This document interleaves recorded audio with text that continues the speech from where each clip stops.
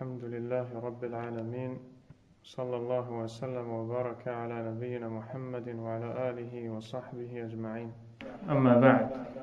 Nous sommes le 26, la nuit du 26 du mois de Rajab de l'an 1435 de l'immigration du prophète Mohammed sallallahu alayhi wa sallam, qui correspond au 24 mai 2014. Et nous allons, incha'Allah ta'ala, entrer ce soir dans le 4e cours du livre Al-Usul al-Thalatha, les trois fondements et leurs preuves, de l'imam Muhammad ibn Abdul Wahhab, rahimahullah ta'ala. Et la semaine dernière, nous avons parlé du 3e point cité par l'auteur, rahimahullah, ad-da'watu ila Allah subhanahu wa ta'ala. Le 3e, exhorter les gens à cela. On pourrait dire appeler les gens à Allah azza wa jal. Nous avons vu combien est grand dans l'islam le prêche. Nous avons vu la valeur de l'appel à Allah subhanahu wa ta'ala dans la religion d'Allah. Nous avons vu que tous les prophètes ont été envoyés pour appeler les gens à Allah azza wa jal. Nous avons vu la façon de le faire, et que la personne qui appelle Allah subhanahu wa ta'ala doit en premier lieu commencer par s'armer de science et de connaissances. Elle doit également savoir comment appeler Allah. Elle doit commencer par le principal, l'appel à l'unicité d'Allah, l'appel à l'adoration d'Allah subhanahu wa ta'ala seul et sans associé. Aujourd'hui, nous allons voir le 4e de ces 4 points dont la connaissance est obligatoire à chaque musulman et musulmane. L'auteur a dit Al-mas'alatu ar-rabi'a as-sabru 'ala al-adha fihi wad-dalil qawluhu ta'ala Bismillahir Rahmanir Rahim wal 'asr innal insana lafi khusr illa alladhina amanu wa 'amilus salihati wa tawasaw bil haqqi wa tawasaw bis sabr.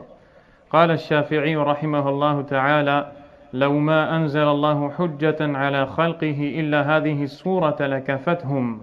وقال البخاري رحمه الله تعالى باب العلم قبل القول والعمل والدليل قوله تعالى فاعلم أنه لا إله إلا الله واستغفر لذنبك فبدأ بالعلم قبل القول والعمل. Le 4e, l'endurance et la patience face aux préjudices qui en résulteront. La preuve en est la parole d'Allah tabaraka wa ta'ala, c'est la traduction de la sourate, le temps, al-asr. Par le temps, l'humanité est en grande perdition, sauf ceux qui ont la foi, accomplissent de bonnes œuvres, se conseillent mutuellement la vérité et qui se conseillent mutuellement la patience.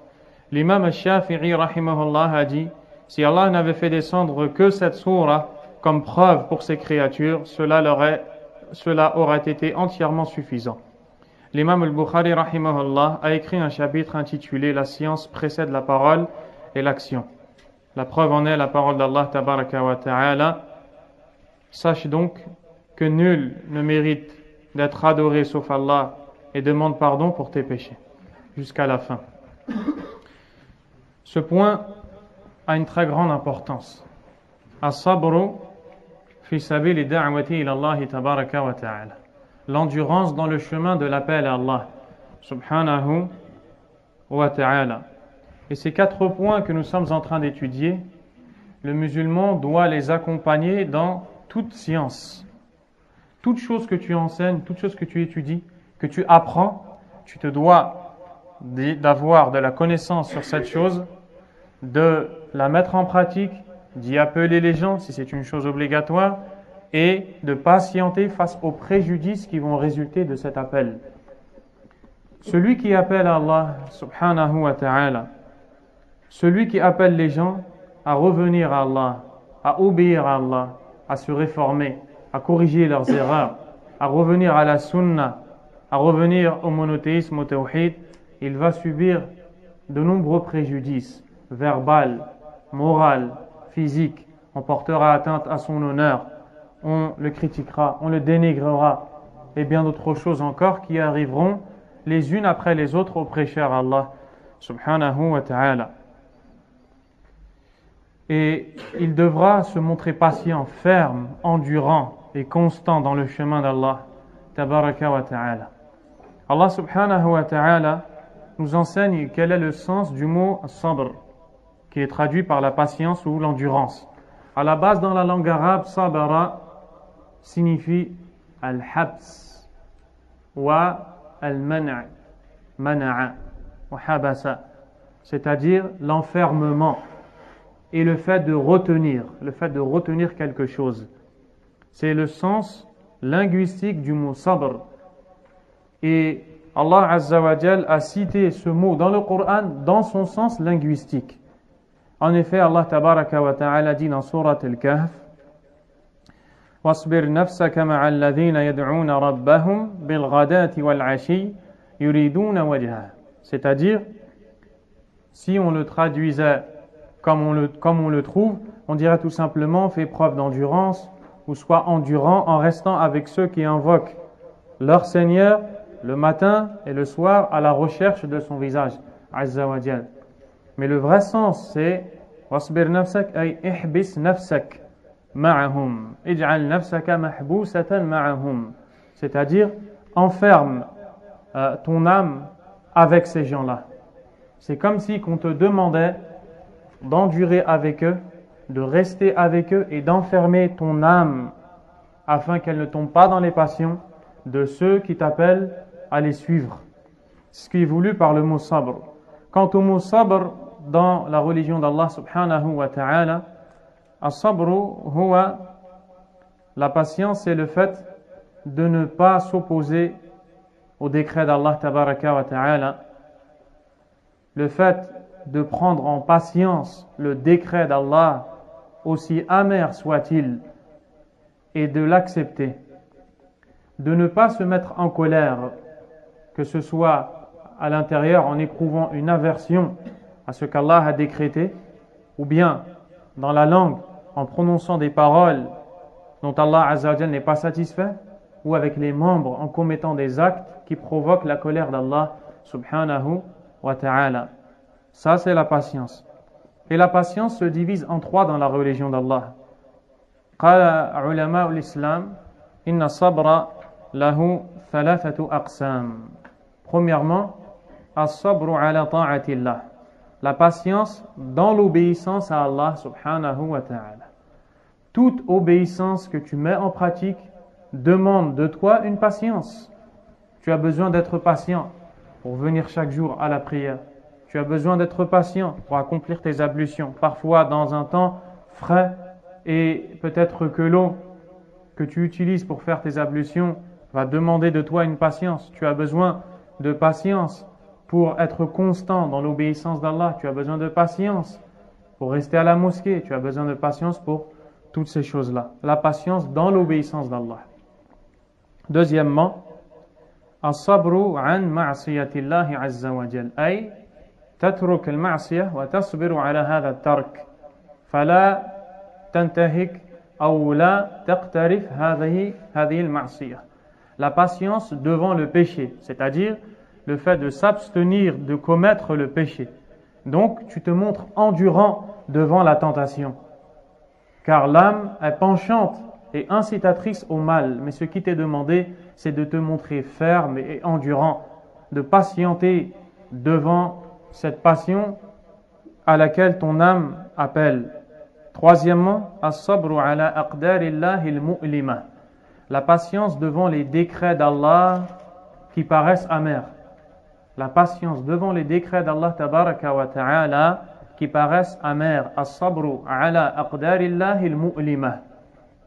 Et Allah subhanahu wa ta'ala a cité dans le Coran que sans le moindre doute, toute personne qui prétend à la foi va être éprouvée. Et même en fonction de sa foi, elle recevra une épreuve.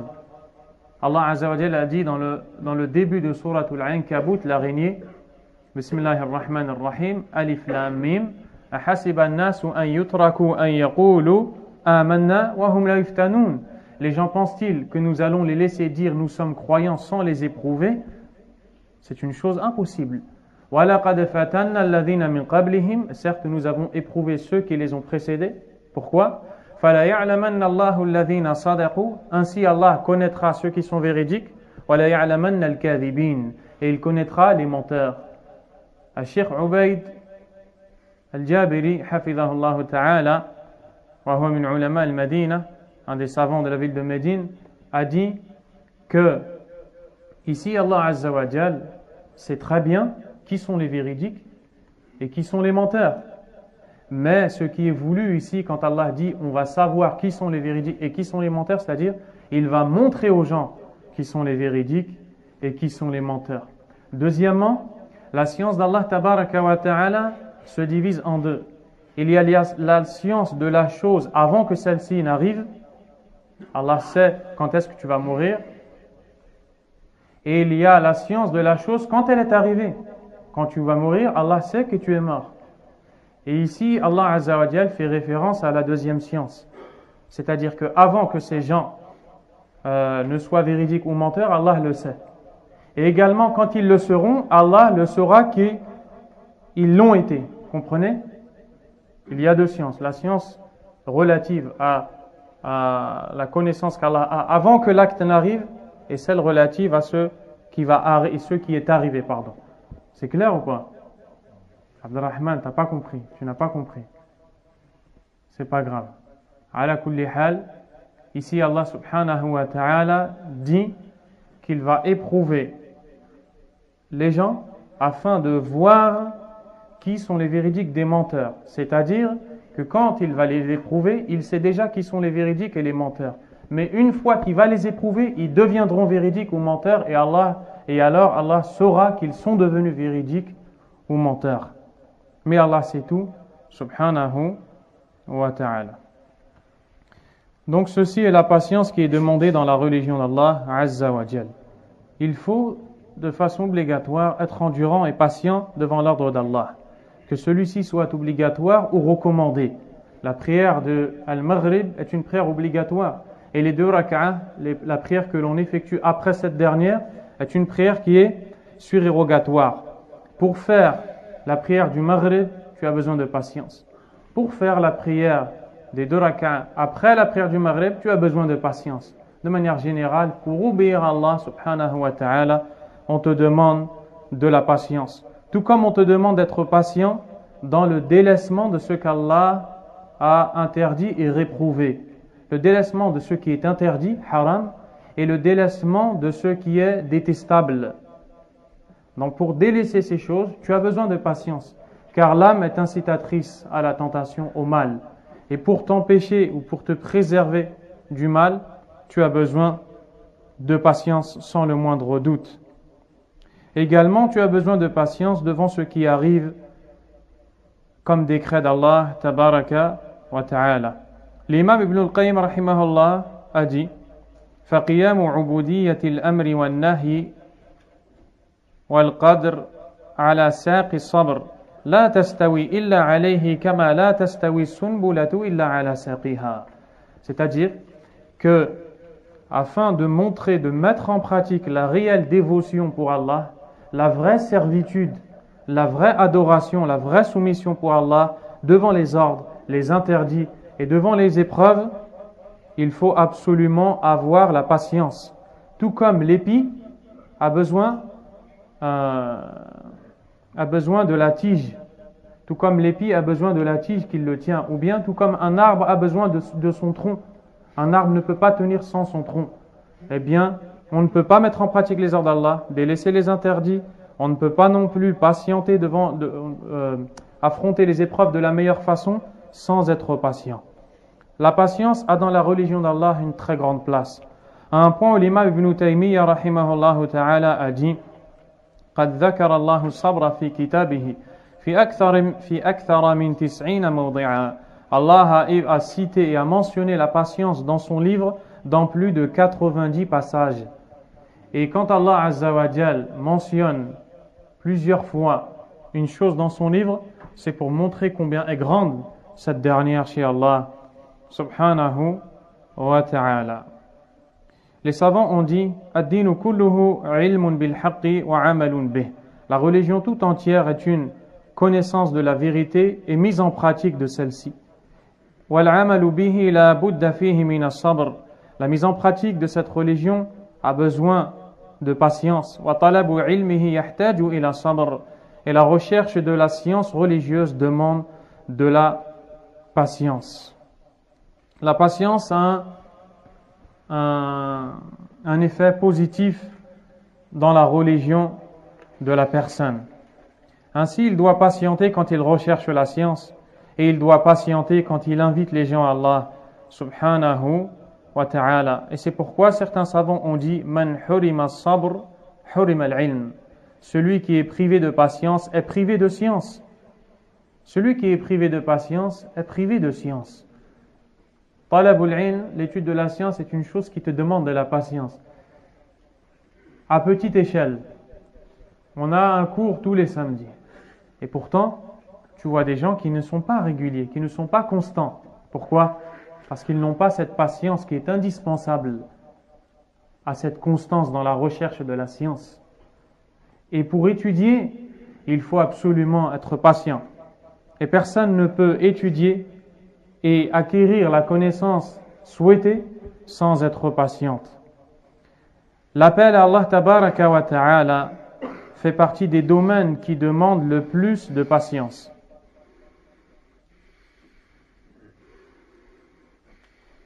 Et c'est d'ailleurs le domaine qui demande le plus de patience. Car celui qui va inviter les gens au haqq, à la vérité, au tawhid, à la sunna, à la voie des pieux prédécesseurs, à salaf salih, sans le moindre doute, il va subir nombreuses nuisances verbales, peut-être physiques, morales.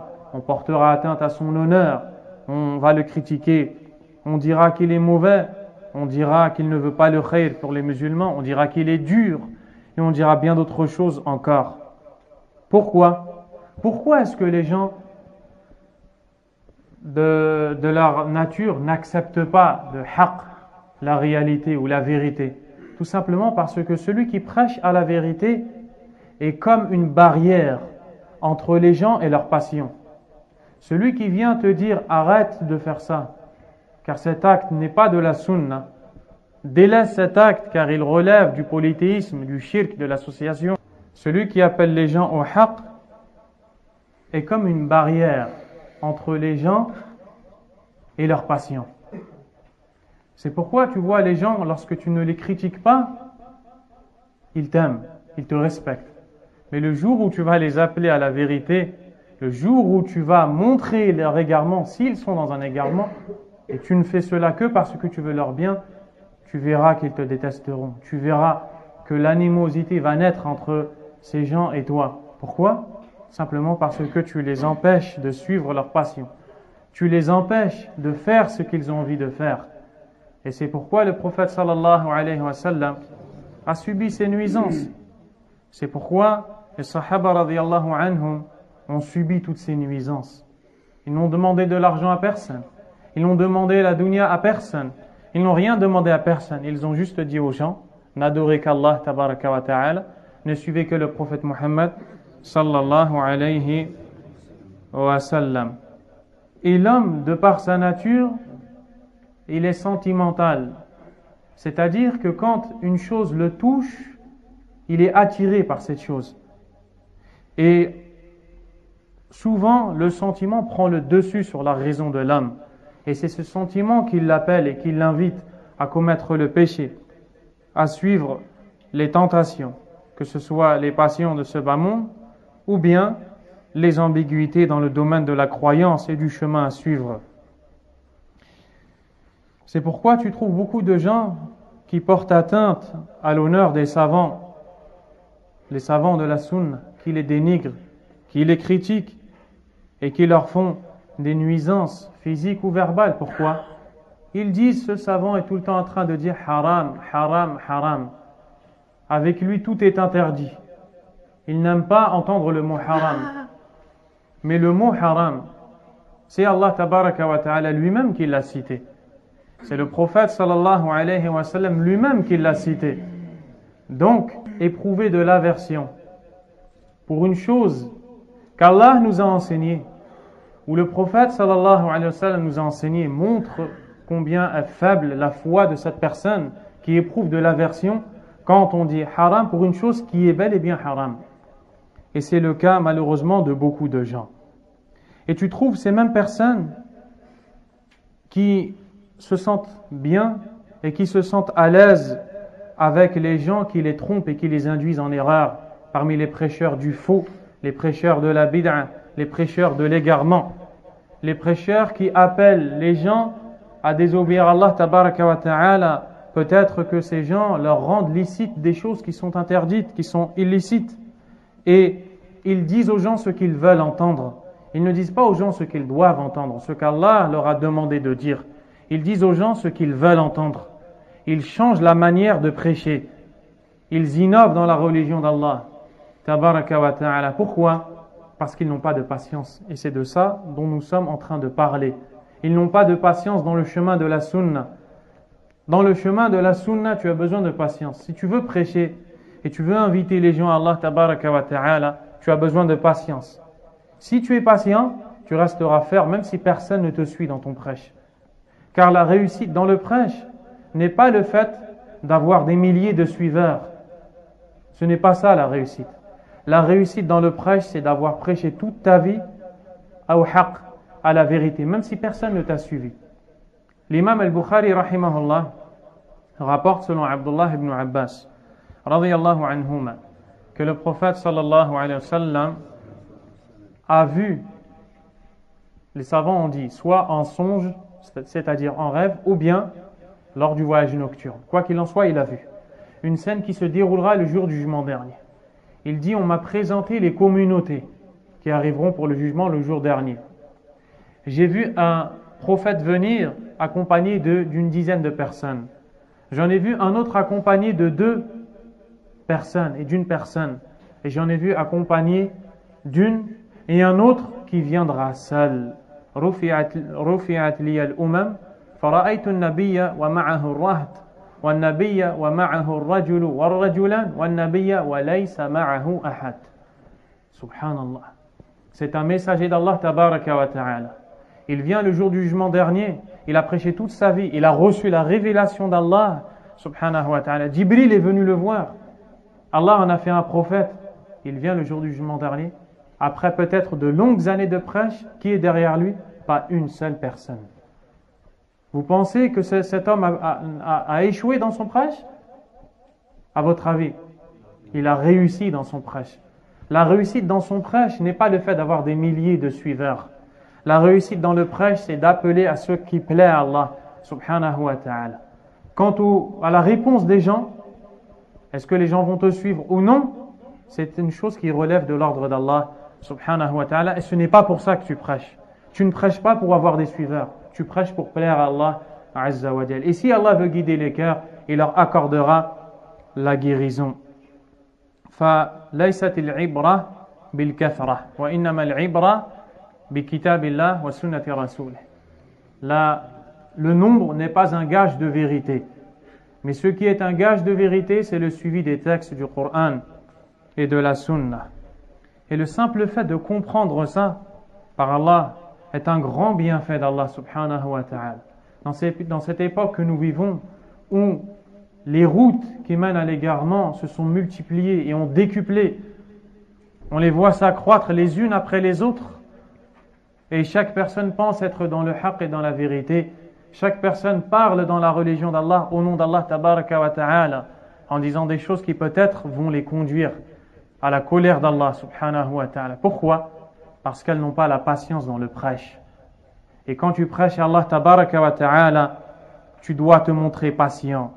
Par contre, les prêcheurs du faux, les prêcheurs à l'ambiguïté, à l'innovation, ils sont appréciés chez les gens. Ils sont appréciés parce qu'ils les laissent dans leurs péchés. Ils ne réforment pas les gens. Ils ne les corrigent pas. Ils ne sont pas véridiques avec les gens. Ils veulent simplement être suivis, ou peut-être même qu'ils recherchent un bien de ce bas monde. Wal'iyadhu billah, qu'Allah nous en préserve. Et c'est pourquoi tu vois que la plupart de ces gens qui critiquent les gens de science ne critiquent pas les gens de la bid'a, mais ils critiquent les gens de la sunna. Ils critiquent les gens qui suivent la sunna. C'est ce qu'on a fait avec le prophète sallallahu alayhi wa sallam. Le prophète est notre imam dans ce chemin. Les compagnons radiyallahu anhum ont enduré la première femme qui a été assassinée dans l'islam par le peuple de Quraysh. Vous savez ce qu'on lui a fait? Abu Jahl, Amr ibn Hisham, qatalahu Allah, a pris une lance et l'a introduit dans ses parties intimes. Wal'iyadhu billah. On a pris Bilal, radiyallahu anhu, on l'a couché au sol, torse nu, en plein soleil, en été dans le désert. Et on a pris un rocher brûlant, on l'a posé sur son torse et on l'a fait rouler comme ça. Pourquoi? Pour qu'il délaisse le tawhid, pour qu'il délaisse l'iman, et lui de dire Ahadun ahad, ahadun ahad, la ilaha illallah. Regardez le thabat, la constance, la fermeté de ces gens-là. On lui met un rocher sur le torse et il répond ahad, ahad, unique, unique. هذه هي الصبر هو الصبر في الدعوة إلى الله. Voici la patience dans l'appel à Allah subhanahu wa ta'ala. Et tous ces nouveaux prêcheurs que vous voyez qui n'arrivent pas à patienter, qui changent la façon de prêcher, qui s'apparentent à la sunna mais qui n'ont rien à voir avec la sunna, éloignez-vous de ces gens-là. Ils ne sont pas des conseillers sincères. Par Allah, ils ne sont pas des conseillers sincères. Les prophètes sont nos exemples dans ce chemin. Le prophète Muhammad sallallahu alayhi wa sallam était surnommé As-Sadiqul Amin, le véridique, le digne de confiance. Lorsqu'il arrive au milieu de son peuple, on lui dit Hada Muhammadun As-Sadiqul Amin, voici Muhammad, le véridique, le digne de confiance. À un point où les gens de Quraysh allaient le voir et posaient chez lui leur dépôt. Et quand le prophète sallallahu alayhi wa sallam a quitté la Mecque pour rejoindre Médine, il a laissé Ali ibn Abi Talib radiyallahu anhu, qui est le dernier qui a émigré, pour rendre tous les dépôts à leurs ayants droit. Les ennemis du prophète sallallahu alayhi wa sallam savent que le prophète est véridique. Qu'est-ce qui se passe quand il les appelle à la ilaha illallah? Quand il les appelle à délaisser leur passion? Quand il les appelle au haqq? Qu'est-ce qui se passe? Ils disent Huwa kadhab, Huwa kahin, Huwa sahir. C'est un menteur, un voyant, un devin, c'est un sorcier. Wala hawla wala quwwata illa billah. Voici ce qu'on a dit du prophète sallallahu alayhi wa sallam. Les prophètes ont patienté devant les lourdes épreuves qu'ils ont rencontrées. Et Allah leur a apporté le secours. Walillahi alhamd.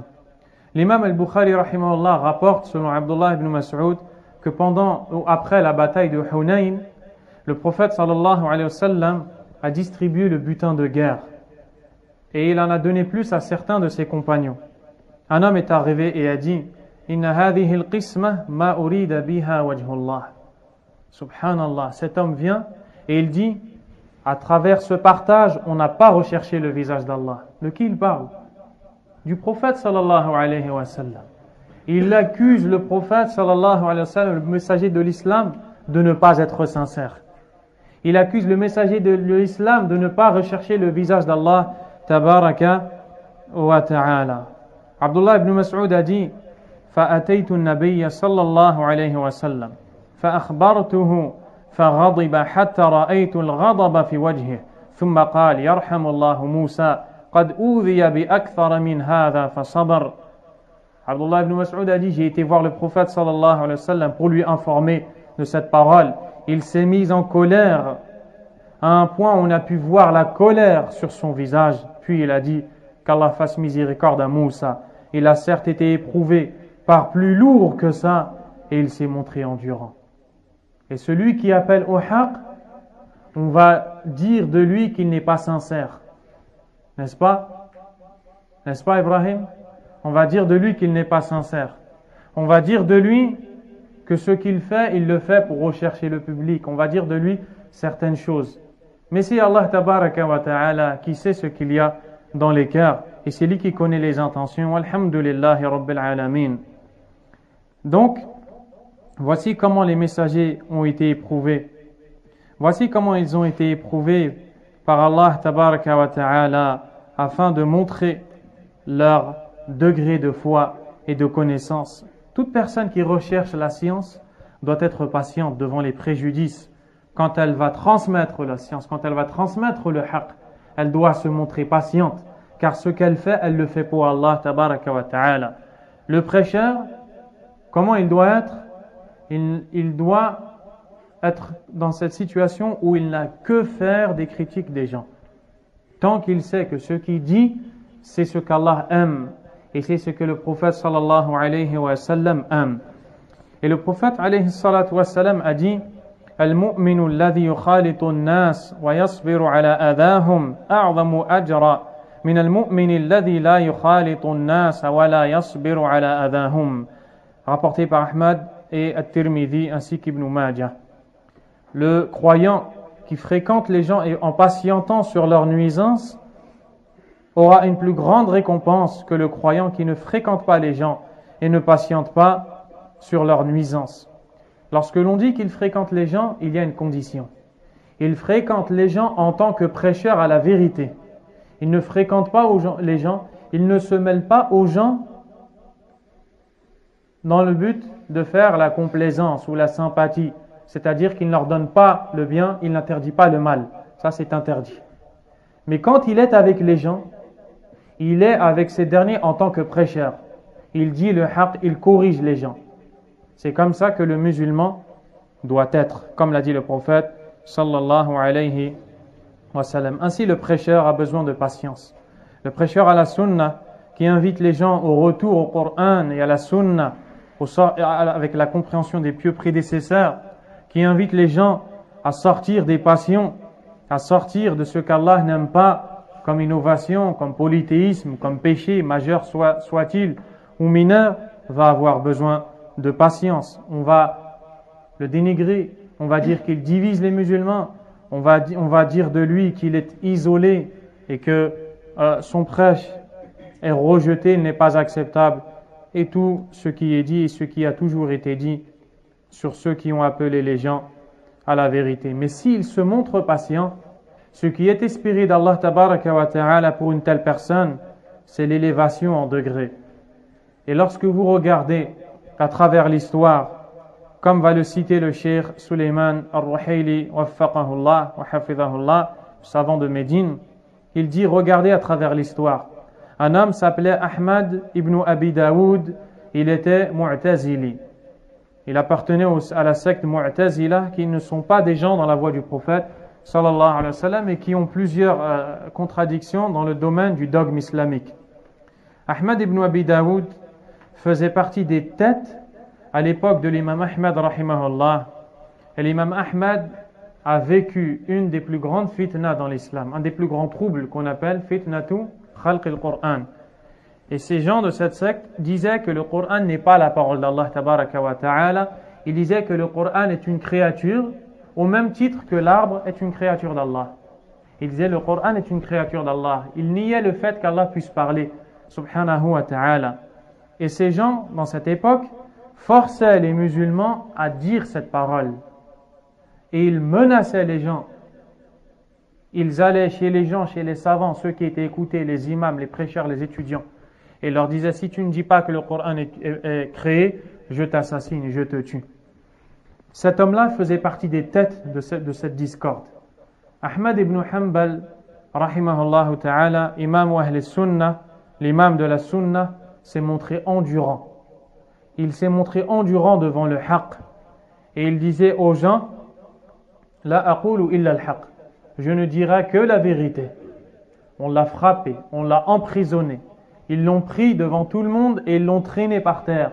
Le plus grand savant de l'époque, imaginez-vous le plus grand savant de l'islam, qu'on attrape de cette façon et qu'on traîne par terre devant les enfants du village pour qu'ils disent que le Coran est créé. Et l'imam Ahmad rahimahullah dit: je ne dirai jamais que le Coran est créé.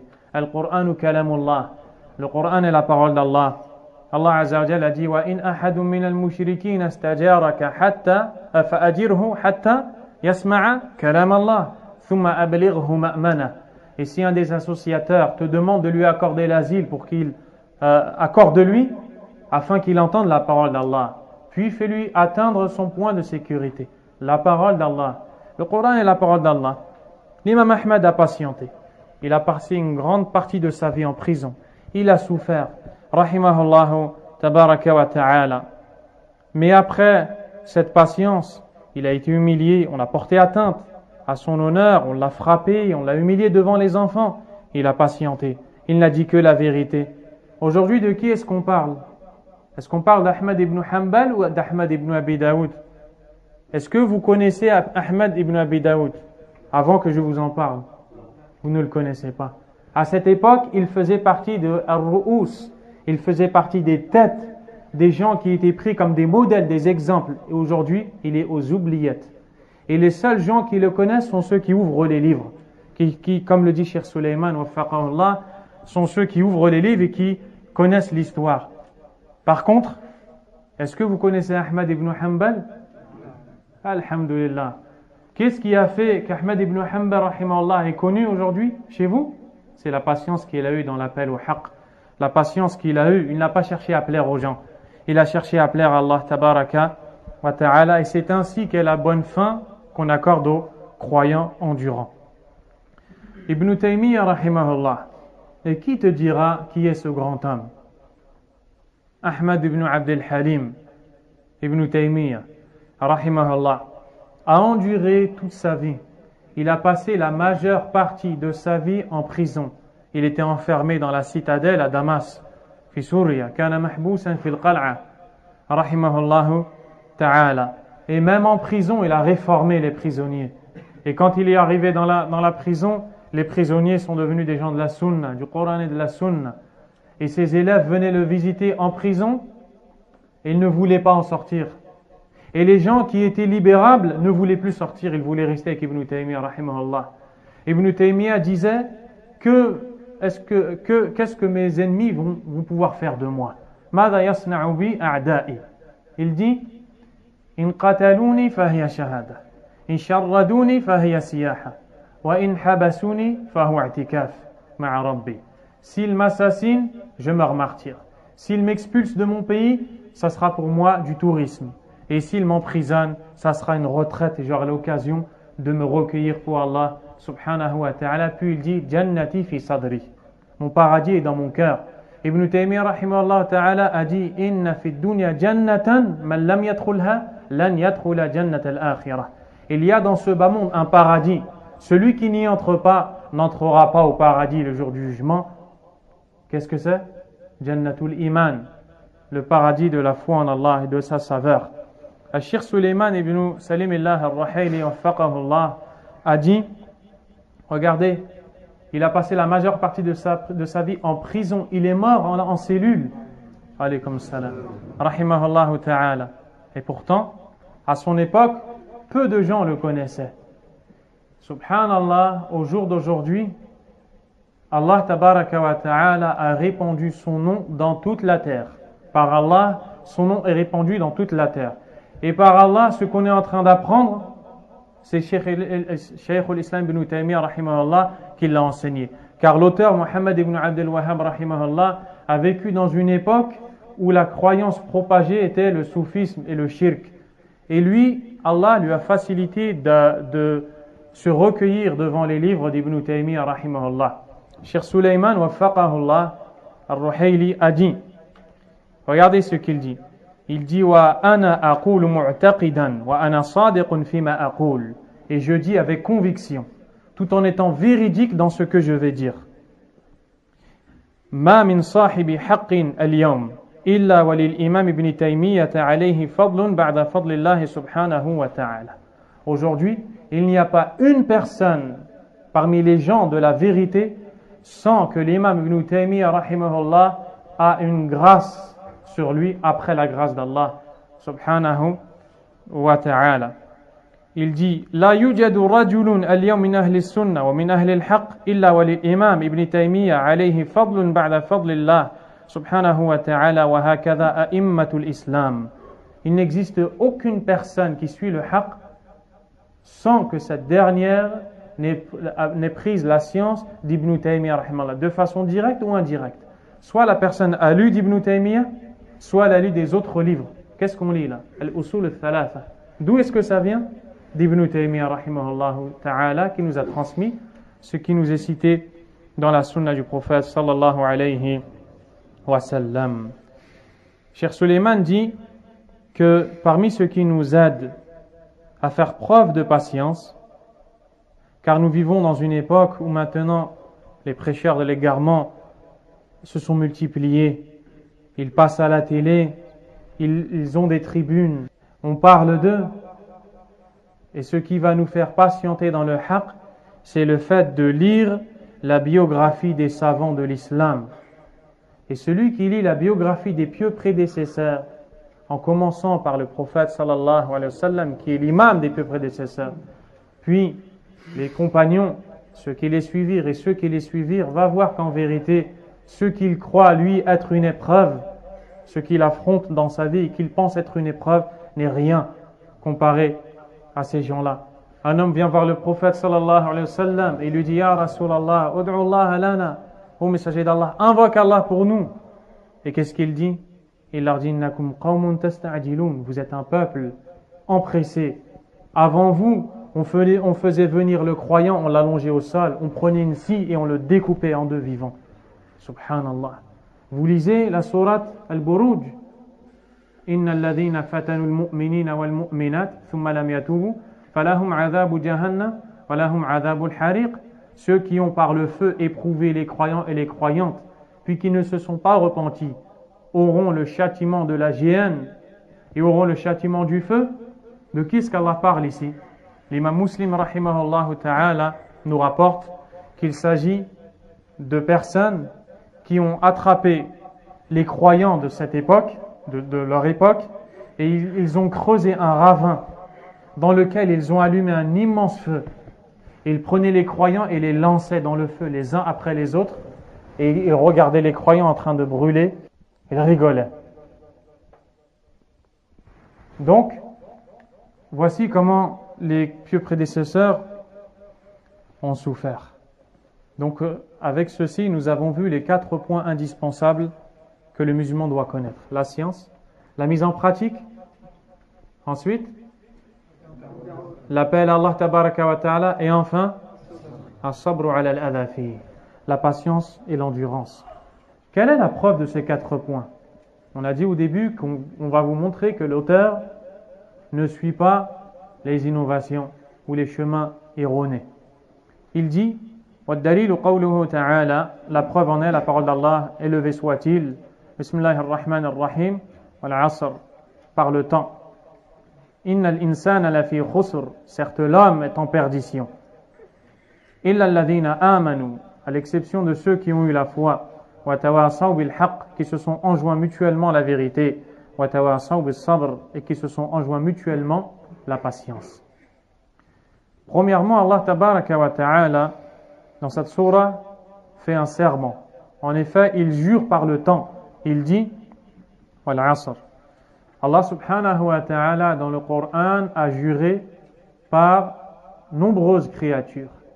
Ibn al-Qayyim rahimahullah a un livre qui s'intitule At-Tibyan fi Aqsam al-Qur'an, dans lequel il a montré tous les versets où Allah a juré par une de ses créatures et il a expliqué tous ses serments. Quoi qu'il en soit, Allah subhanahu wa ta'ala ici fait allusion au temps. Le temps, ce sont ces journées, ces heures, ces mois, ces semaines qui passent. Allah jure par le temps. Le temps qui est tellement important qu'il ne doit pas être gâché, qu'il ne doit pas être perdu. Et pourquoi est-ce qu'Allah jure par le temps? Pour nous montrer son importance. Toutes les créatures par lesquelles Allah a juré dans le Coran, il l'a fait pour nous montrer l'importance de ces créatures. Sachez qu'Allah tabaraka wa ta'ala a le droit de jurer par ce qu'il veut de ses créatures. Et nous n'avons le droit de jurer que par Allah subhanahu wa ta'ala. Le prophète sallallahu alayhi wa sallam a dit: Man halafa bi ghayrillah faqad ashrak. Celui qui jure par autre qu'Allah a commis l'association, le polythéisme. Donc Allah tabaraka wa ta'ala a juré par ce temps qui est si précieux. Et il l'a fait pour nous montrer l'importance du temps et pour nous montrer l'importance de ce qu'il va citer dans ce serment. Il a juré pourquoi? Pour quelle information? Il nous dit: Innal insana lafi khusr. Et al-insan, alif wal lam, tadullu ala al-jins. Ay jins al-insan. L'homme, c'est-à-dire la nature humaine. la nature humaine est dans la perdition. C'est une information qui émane d'Allah tabaraka wa ta'ala. La nature humaine est dans la perdition. Les hommes sont perdus. Aussi intelligents soient-ils, aussi riches soient-ils, ils sont perdus. Ils sont dans la perdition. Celui qui s'arrête ici a peur de faire partie de ces gens qui sont voués à la perte, à l'échec, à la perdition. Mais Allah subhanahu wa ta'ala nous cite le chemin à suivre pour être sauvé de cette perdition. Illa alladhina amanu wa amilu salihati, à l'exception de ceux qui ont eu la foi, premièrement, qui ont fait de bonnes actions, deux, wa tawasaw bil haqq, qui se sont enjoints mutuellement la vérité, trois, wa tawasaw bis sabr, et qui se sont enjoints mutuellement la patience, quatre. Ce sont les 4 points cités par le cheikh rahimahullahu ta'ala que tout musulman doit apprendre. Où est-ce qu'on a pris l'obligation de la science? Qui est-ce qui a la réponse? Où est-ce que dans ce verset ou dans cette sourate on a pris l'obligation de la science? Nu'man. Quelqu'un a une autre réponse? Sauf ceux qui ont eu la foi. Ceux qui croient? Là. Cheikh Suleiman rahimahullah, hafidhahullah, a dit tout ce qui est cité après est une preuve de l'obligation de la science. Alladhina amanu wal imanu la yakunu illa ba'da al-ilm. Ceux qui ont eu la foi. Et la foi est une chose qui ne peut exister sans connaissance. Comment est-ce que tu as eu la foi? Tu as lu, tu as appris qui est Allah, tu as appris qui est le prophète sallallahu alayhi wa sallam, tu as appris ce qu'est l'islam et ça t'a donné la foi. Donc, si tu étudies, ça va faire naître en toi la foi. Deuxièmement, wa amilu salihat, et qui ont fait des bonnes actions. Quelles sont les bonnes actions si ce n'est les actions qui sont faites après la connaissance? Tu ne peux pas mettre en pratique une action et tu ne peux pas juger une action comme étant une bonne action si ce n'est après la connaissance. Wa tawasaw bil haqq, qui se sont enjoints mutuellement la vérité. De quelle vérité est-ce que l'on parle? La vérité que l'on a étudiée. Donc on a besoin de science. Wa tawasaw bis sabr, et qui se sont enjoints mutuellement la patience. Et pour patienter, il faut connaître Allah Azza wa Jal, il faut connaître la récompense que tu vas gagner. Donc tu as besoin de connaissance. Donc on a compris d'où est-ce qu'on a tiré la connaissance. D'où est-ce qu'on a tiré la mise en pratique de la connaissance? Wa amilu salihat, qui ont fait de bonnes actions. D'où est-ce qu'on a tiré le prêche? Wa tawasaw bil haqq. D'où est-ce qu'on a tiré la patience? Wa tawasaw bis sabr. Donc, pour sortir de la perdition, il faut la science, la mise en pratique, le prêche et la patience. Et dans tout ce que tu fais dans ta vie, tu verras que tu ne sors pas de ces choses-là. Quand tu te soumets aux ordres d'Allah, subhanahu wa ta'ala. L'imam Ibn al-Qayyim rahimahullah a dit Jihadun nafsi arba'u maratib. Le combat de l'âme, car le combat dans l'islam a plusieurs sortes. Sans aucun doute, une des plus grandes sortes de combat, c'est le combat de l'âme. C'est-à-dire le fait de combattre ton âme qui t'incite au mal et qui t'appelle à la désobéissance. Le combat de l'âme à 4 degrés.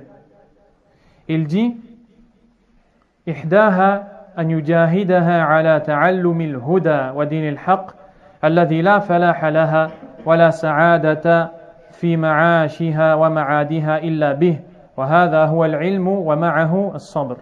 Premièrement, combattre son âme dans l'étude de la guidée et de la religion de vérité, sans laquelle il n'y a nulle réussite ni bonheur dans la vie de ce bas monde et dans l'au-delà. Donc il faut combattre ton nafs, ton âme, pour étudier la religion d'Allah subhanahu wa ta'ala, car l'âme est paresseuse. L'âme ne veut pas étudier, l'âme ne veut pas passer de temps à ouvrir les livres, à écouter le hadith, à écouter le Coran, à étudier le Coran. L'âme ne veut pas étudier le Coran. L'âme ne veut pas étudier. Ça, c'est la première patience qui est demandée.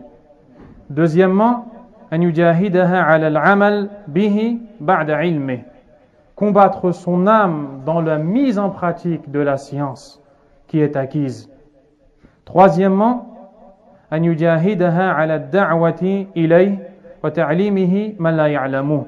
Combattre son âme dans l'enseignement de la science à celui qui ne la connaît pas. Quatrièmement, أن يجاهدها على الصبر على مشاق الدعوة إلى الله عز وجل وأذى الخلق ويتحمل ذلك كله لله. Quatrièmement, combattre son âme dans la patience. Combattre son âme dans la patience devant les difficultés du prêche et de l'appel à Allah tabaraka wa ta'ala, et de supporter tout cela pour Allah subhanahu wa ta'ala. Cette condition est très importante. Pourquoi est-ce que tu patientes? Tu patientes pour Allah subhanahu wa ta'ala. Qu'est-ce qui te pousse à patienter? Tu cherches la satisfaction d'Allah azza wa jal. Nous trouvons des personnes qui disent min awamil an-najah as-sabr. Parmi les causes qui amènent à la réussite, à la patience. Donc, elles veulent obtenir un résultat, elles patientent pour le résultat. Elles ne patientent pas pour Allah subhanahu wa ta'ala. Lorsque tu cherches quelque chose et que tu fais preuve de patience, attention à patienter pour autre qu'Allah. Patiente pour Allah tabaraka wa ta'ala. Patiente, tu entreprends quelque chose, tu veux cette chose, mais la patience dont tu fais preuve, tu recherches à travers celle-ci la satisfaction d'Allah subhanahu wa ta'ala. L'imam Ibn al-Qayyim a dit فَإِذَا اسْتَكْمَلَ الْعَبْدُ هَذِهِ الْمَرَاتِبَ الْأَرْبَعِ صَارَ مِنَ الرَّبَّانِيِّينَ. Et si le serviteur met en pratique totalement ces 4 degrés de combat de l'âme, il rejoindra le nombre des éducateurs, ceux qui éduquent les gens sur le haqq, ceux qui n'induisent pas les gens en erreur, mais qui les orientent vers la vérité qu'Allah subhanahu wa ta'ala aime et dont il est satisfait. Puis l'auteur a dit قال الشافعي رحمه الله لو ما أنزل الله حجة على خلقه إلا هذه السورة لكفتهم. Shafi'i rahimahullah a dit, si Allah n'avait révélé à sa créature ou à ses créatures que cette sourate, elle serait suffisante. Qui est l'imam Shafi'i rahimahullah? Il fait partie des 4 imams et il est un des imams de la langue arabe rahimahullah ta'ala. Il est un des grands imams du fiqh, de la jurisprudence, du hadith, de la aqida. Il fait partie des plus grands imams de Ahlus Sunnah wal Jama'a. Walillahi alhamdu wal minna. Quelqu'un pourra dire que comment on a connu cette parole de l'imam Shafi'i? Où est la chaîne de transmission? Qui peut nous prouver que c'est bien l'imam Shafi'i rahimahullah qui a prononcé cette parole? La réponse, c'est que lorsqu'il est question de hadith, na'am, on a besoin de chaîne de transmission. Lorsqu'il est question de paroles de sahaba radiyallahu anhum, effectivement, on a besoin de chaîne de transmission. Par contre, lorsqu'il s'agit de paroles de savants, les savants disent que tant que cette parole est répandue à grande ampleur, à un point où on n'a aucun doute qu'elle vient de lui, cela est suffisant pour attester que l'auteur de la parole est bien celui qui est cité. Ensuite, on va regarder cette parole. Si la parole est véridique, on l'acceptera. Et si elle n'est pas réelle ou elle n'est pas conforme à la vérité, on ne l'acceptera pas. Car on prend et on rejette les paroles de quiconque, sauf le prophète sallallahu alayhi wa sallam. Wa alaykum salam. Aussi, une personne pourrait dire, comment est-ce que l'imam Shafi'i rahimahullah a pu dire que cette sourate aura été suffisante, alors que dans le Coran il y a les ordres, les interdits d'Allah et on ne peut pas s'en passer. Et on